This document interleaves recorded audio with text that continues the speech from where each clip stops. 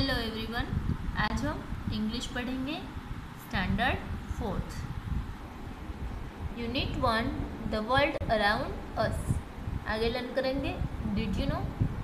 It means क्या आप यहाँ पे जो दिया है एनवायरमेंटलिज्म के बारे में, उसके बारे में आप जानते हो।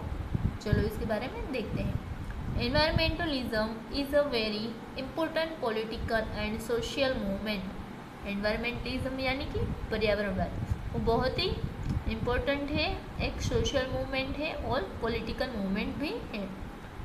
It's goal is to protect nature by emphasizing the role of nature in protection of the environment in combination with various actions and policies oriented to nature preservation।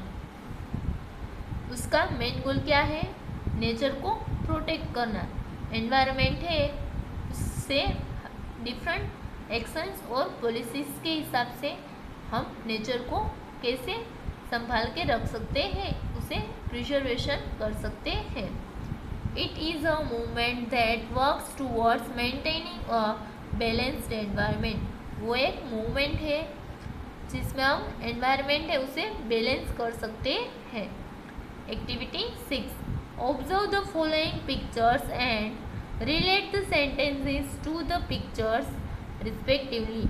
Justify your selection of the sentence and its relation to the picture in groups. यहाँ पे देखो different drawings दिए हैं, उसके हिसाब से हम ये जो सेंटेंसेस है उसे अरेंज करना है। फर्स्ट में देखो ये टेप है और पानी ऐसे ही वेस्ट हो रहा है। सेकंड, मेक एवरी डे अर्थ डे, यानी कि हर दिन को हमें अर्थ डे बनाना है। थर्ड में क्या दिया है? नेचर के बारे में दिया है। और फोर्थ में क्या दिया है? प्लांट्स के बारे में दिया है। Let's see sentences. Number 1, save water save life. First में दिया है टेप खुला छोड़ दिया है किसी ने, तो हमें क्या करना है? पानी बचाना है, जिससे हम अपनी लाइफ है उसे बचा सकते हैं। बिना वाटर के हम सर्वाइव कर सकते नहीं है।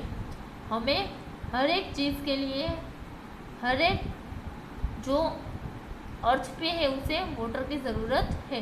लिविंग थिंग को वाटर की ज़रूरत है। नंबर 2, मेक एवरी डे अर्थ डे, यानी कि क्या बोला है यहाँ पे देखो, don't litre it will be make your life better. हमें कहीं पे भी ऐसे ही कुछ फेंक देना चाहिए नहीं, जिससे पोल्यूशन बढ़ेगा। जैसे कि यहाँ पे देखो ये पर्सन है, मैन है, वो डस्टबिन में ही डस्ट डाल रहा है, तो हमें डस्टबिन का यूज़ करना है और हर एक दिन को अर्थ डे बनाना है, जिससे हम पोल्यूशन है उसे कम कर सकते हैं। वरना हमारी लाइफ है वो पॉसिबल नहीं होगी, हमारी लाइफ है वो मुश्किलों से घिरी होगी। नंबर 3 वो किसके बारे में है? नेचर के बारे में। न्यूटर नेचर, यानी कि हमें नेचर यानी कि पेड़ पौधे, बर्ड्स, एनिमल्स, रिवर्स, माउंटेन्स, इस सब को हमें संभाल के रखना है, क्योंकि उसकी वजह से ही हमारा अर्थ है वो ब्यूटीफुल दिखता है, उसकी ग्लोरी है वो अच्छी दिखती है। नंबर 4 प्लांट के बारे में है। Plant a tree so that the next generation can get air freely. हमें पेड़ पौधे लगाने चाहिए, जिससे एयर पोल्यूशन है वो कम होगा और हम फ्रेश एयर है वो ले सकते हैं, और इसकी वजह से हमारे नेक्स्ट जनरेशन को भी फ़ायदा होगा, वो भी प्योर एयर है वो ले सकता है, उससे प्योर एयर मिलेगी। अगर हम प्लांट नहीं करेंगे ट्री को, तो एयर पोल्यूशन है वो भी बढ़ता जाएगा और हमें ब्रीथिंग में भी प्रॉब्लम होगी। Activity 7, read the following poem. Activity 7 में क्या दिया है? पोएम दी है। और पोएम किसके बारे में है? वो एक बनियान ट्री और एक बच्चे के बारे में है। Let's start. Up into the banyan tree वो शुड क्लाइंब बट लिटिल मी। कौन है? वो बनियान ट्री है, उसके ऊपर जाएगा, उसके ऊपर चढ़ेगा। यहाँ पे पोएट है वो क्या कहते हैं? मैं जब छोटा था तो मैं बनियान ट्री पे चढ़ता था। I held the trunk with both my hands and looked around all near by lands. मैं अपने दोनों हाथ से बनियान ट्री है उसकी ट्रंक को पकड़ लेता था और आसपास की जो धरा है उसे दूर दूर तक देखता था। I show the next door garden lie full of flowers before my I and many pleasant faces more that I had never seen before. और पोएट क्या कहते हैं कि मैं बनियान ट्री के ट्रंक पे से चढ़कर आसपास की ज़मीन देख रहा था, तब मैंने क्या देखा, एक गार्डन देखा यानी कि बगीचा देखा। वो बहुत सारे कलरफुल फ्लावर से भरा हुआ था। मैंने अपनी छोटी आंखों से क्या देखा है, कलरफुल गार्डन देखा और वहाँ पे बहुत सारे खूबसूरत चेहरे भी देखे जो कभी मैंने पहले देखे नहीं थे। I saw the dimpling river pass and be the skies blue looking glass the dust roads go up and down with people tramping into town. और मैंने क्या देखा, वो पेड़ पे चढ़ गए थे पोएट, तो उन्होंने क्या देखा, मैंने देखा कि बहती नदियाँ हैं वो वहाँ से पास हो रही है और जैसे ऐसा लग रहा है कि स्काई यानी कि आकाश है, उसका इमेज है वो कहाँ पे पड़ रहा है, रिवर में। आकाश है वो ऊपर होगा और रिवर है वो नीचे होगी, तो आकाश का शेडो है वो किस में दिखाई देगा, आकाश आपको किस में दिखाई देगा, रिवर में। तो वो क्या लग रहा है, रिवर है वो आकाश के लिए एक लुकिंग ग्लास है यानी कि आईना है, और रोड है वो अप एंड डाउन दिखेंगे पेड़ पे से। तो पोएट कह रहे हैं कि मुझे ऐसा लग रहा है कि सारे पीपल हैं वो कहाँ जा रहे हैं, शहर में जा रहे हैं यानी कि टाउन में जा रहे हैं। If I could find a higher tree farther and farther I should see to where the grown up river slips into the sea among the ships. अगर मुझे बनियान ट्री यानी कि बरगद के पेड़ से भी बड़ा कोई पेड़ मिल जाएगा तो मैं इसके ऊपर चढ़कर बहुत दूर दूर तक देखना चाहता हूँ। मैं ये देखना चाहता हूँ कि ये जो बहती नदी है वो कैसे जाकर समंदर में मिलती है और वहाँ पे जो शिप्स है वो कैसी होती है और वो कैसे दिखती है यहाँ से, वो सब कुछ मैं देखना चाहता हूँ।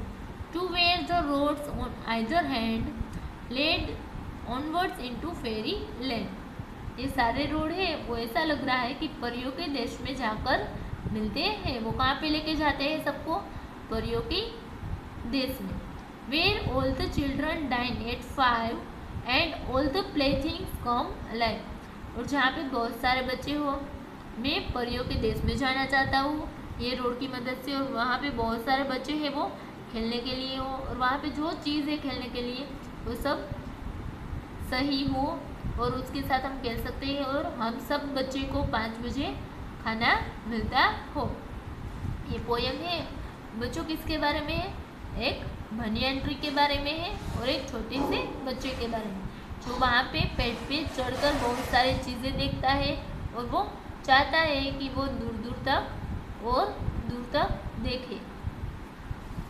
Next, answer the following questions based on the poem in the space given below. Question के आंसर देना है किसके हिसाब से, ये पोएम के हिसाब से। What is the poem about, poem है वो किसके बारे में है, this poem is about the poets love for nature. ये पोएम है वो किसके बारे में है, पोएट का नेचर के लिए लव। यहाँ पे हमने बहुत सारी चीज़ें देखी, बनियान ट्री यानी कि ट्रीज के बारे में, फिर गार्डन्स के बारे में, वहाँ पे फ्लावर्स भी है, फिर rivers, sky, higher trees, cities, roads, fairylands यानी कि परियों का देश, यानी कि इसमें नेचर के बारे में बात की है। Next, list the natural things mentioned in the poem. यहाँ पे नेचुरल थिंग है उसके नाम लिखना है, जैसे कि banyan tree, flowers, river, sky and sea. ये सारे नेचुरल थिंग है जो हमने पोएम में देखे थे। What does the poet mean by grown up river. Grown up river का मीन्स क्या है पोएट के हिसाब से, grown up river means a big river. Grown up river यानी कि बड़ी नदी जो समंदर में जाके मिलती है, उसके बारे में पोएट ने बताया ही था। Next, identify and mention the words that rhyme. यहाँ पे क्या करना है, हमें राइमिंग वर्ड है उसे आइडेंटिफाई करना है और लिखना है। देखो यहाँ पे पोएम में सेंटेंस के लास्ट में दिया है tree me, hands lands, lie eye, more before, फिर pass glass, down town, tree she, sleep ships, hand land, 5 अलग। ये सारे कैसे वर्ड्स हैं? ये राइमिंग वर्ड्स हैं, वो यहाँ पे हमें लिखने हैं। Tree me, hands land, lie eye, more before, pass glass, down town, tree she, sleep ships, hand land, 5 अलग। ये सारे कैसे वर्ड्स हैं? Rhyming words. Activity 8, construct a sentence for each word. यहाँ पे क्या बनाना है? सेंटेंस बनाना है। यहाँ पे वर्ड्स दिए हैं, उसके रिलेटेड हमें एक सेंटेंस बनाना है। बच्चों आप इसमें अपने हिसाब से सेंटेंस है वो बना सकते हो। Number 1, protect. We should protect animals. हमें एनिमल्स को प्रोटेक्ट करना चाहिए। आप अपने हिसाब से प्रोटेक्ट वर्ड का यूज़ करके कोई भी सेंटेंस बना सकते हो। Number 2, beautiful. There is a beautiful garden in my house. मेरे घर पे क्या है? एक ब्यूटीफुल गार्डन है। ब्यूटीफुल वर्ड आ गया। Number 3, majestic. Ship sail in the majestic ship. Ship से वो कहाँ पे तैरती है? मैजेस्टिक शिप पे तैरती है। Number 4, mighty. The elephant is a mighty animal. Animal है वो कैसा एनिमल है? माइटी यानी कि बड़ा एनिमल है।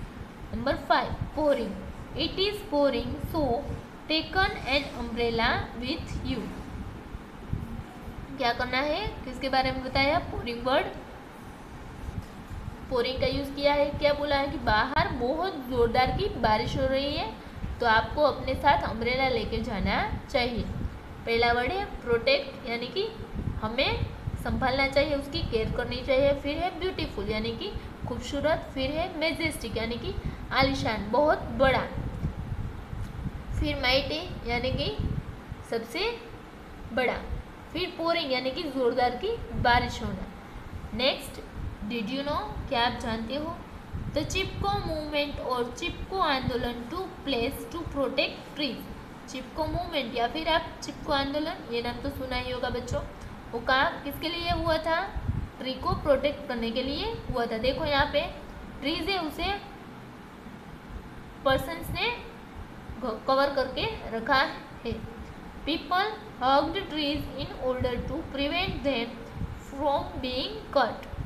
देखो यहाँ पे पेड़ को काटने से बचाने के लिए सारे पीपल है उसके आसपास ऐसे खड़े हो गए हैं, उसे हक करके खड़े हो गए।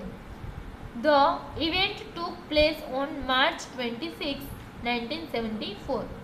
ये कब हुआ था चिपको आंदोलन या फिर चिपको मूवमेंट? 26 मार्च को 1974 में। Thank you.